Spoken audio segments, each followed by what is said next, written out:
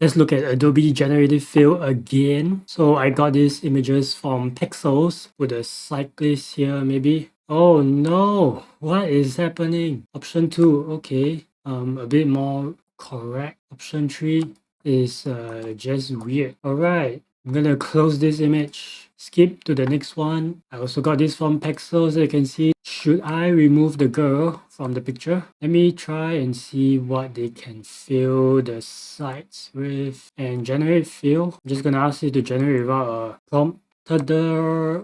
Okay, it looks good. So lesson learned, don't use images from Singapore. Option 2, option 3. Option 3 is a different, more rocky on this side. A bit more rocky, so maybe I put the bear here.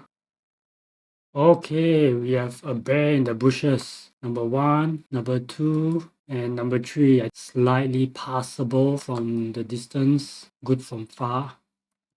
And maybe you can have a giraffe. Oh, I like this. Oh, it's a bit weird, it's just a bit too... How about a monkey on a tree? I think it's... And here is my turtle. Why do they all have this red line?